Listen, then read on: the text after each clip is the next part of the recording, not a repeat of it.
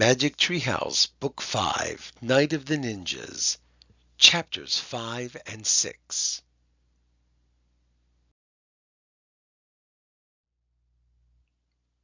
Chapter 5, Flames in the Mist.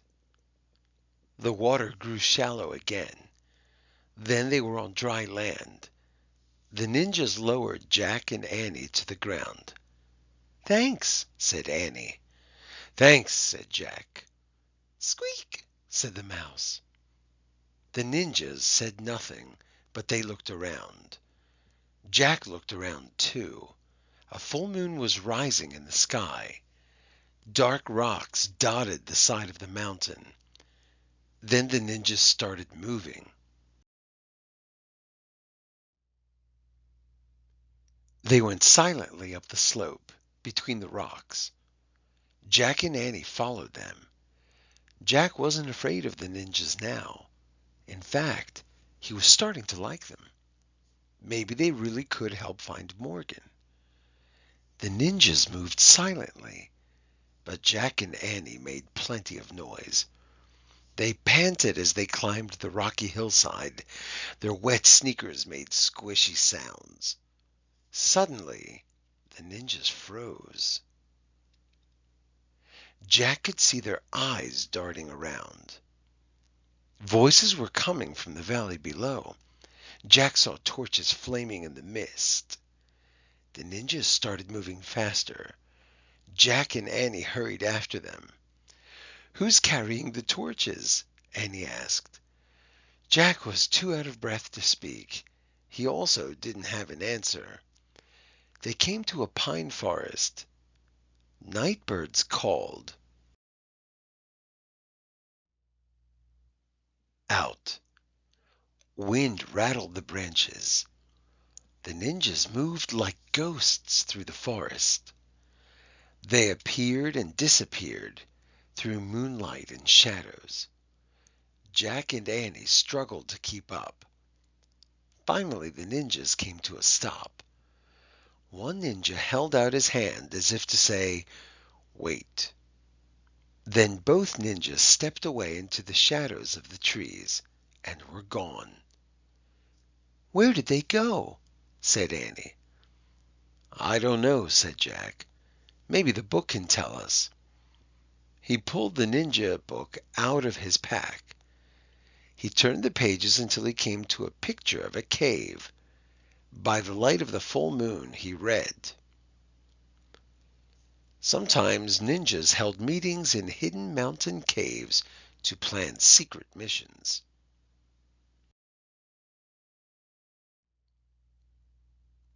"Oh, man," said Jack.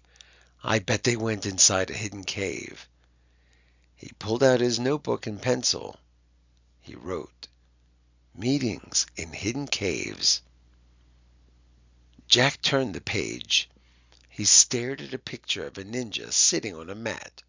He read, "Ninjas took orders from a ninja master. The master was a mysterious, wise person who knew many secrets of nature." "Wow," whispered Jack. Just then the two ninjas returned. Jack quickly put his books away.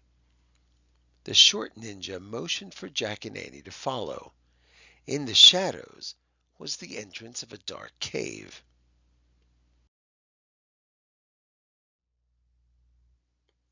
"What's in there?" Annie whispered.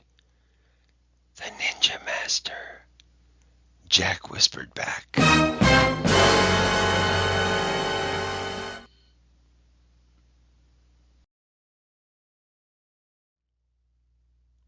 Chapter 6, Shadow Warrior.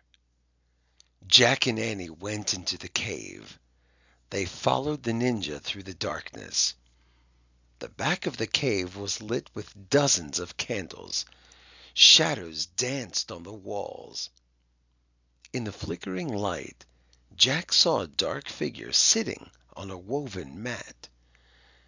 The ninja master. The ninja bowed to the master.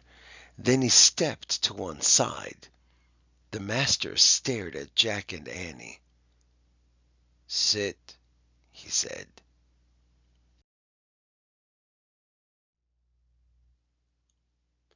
Jack and Annie sat on the cold, hard floor.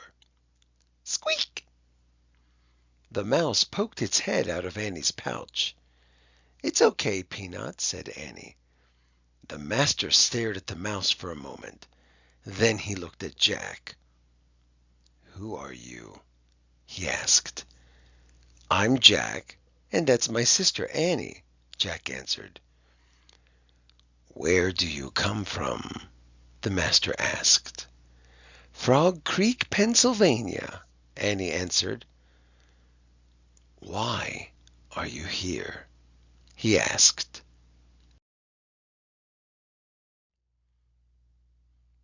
"We are trying to help our friend Morgan Le Fay," said Jack. "She left us a message." Annie pointed to the short ninja. "We gave the message to him." "You mean you gave the message to her," said the ninja master, "and she has given it to me."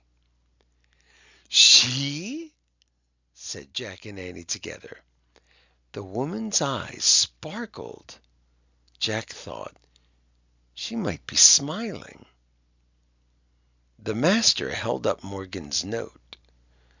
"Perhaps I can help you," he said. "But first you must prove yourselves worthy of my help." Just then the tall ninja appeared. He made a sign to the master. The master stood up. He handed Morgan's note to Annie. "We must go now," he said. "The samurai are close." "Samurai?" said Jack. He knew that the samurai were fierce Japanese fighters. "Were they the ones in the valley?" Jack asked. "The ones with the torches?" "Yes, our family is at war with them," said the master. "We must leave before they find us." "But what about helping Morgan?" said Annie. The master strapped on his sword. "I have no time now," he said. "I must go." "Can't we go with you?" said Annie. "No, there is no place for you where we are going. You must find your way back to your house in the trees." "Alone?" said Jack. "Yes, you must go alone, and beware of the samurai." "Why?" said Jack. "They will think you are one of us," said the master. "They will ask you no questions. They will show you no mercy." "Yikes!" whispered Annie. "But you have seen the way of the ninja. You can practice it yourselves now," said the master. "How?" said Jack. "Remember three things," said the master. "What?" said Jack. "Use nature, be nature, follow nature." "I can do that," Annie said. Jack looked at her. "You can?" he said. The master turned to Jack. "Your tree house lies to the east. That is the way you must go," he said. "How?" wondered Jack. "How do we find the east?" Before he could ask, the master bowed. Then he disappeared into the shadows. The two ninjas led Jack and Annie out of the cave into the moonlight. The tall one pointed at the pine forest. Then they, too, disappeared into the darkness. Jack and Annie were all alone.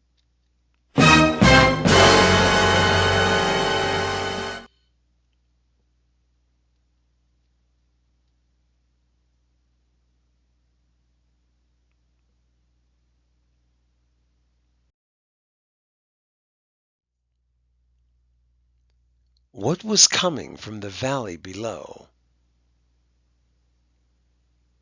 Where did Jack think the ninjas disappeared to? Was he right? Who was in the cave sitting on a mat? Were Jack and Annie surprised that one of the ninjas is a girl? Why couldn't the ninja master help them?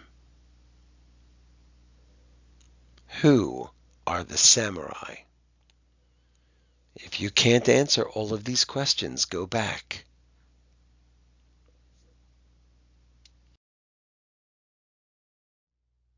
To be continued tomorrow.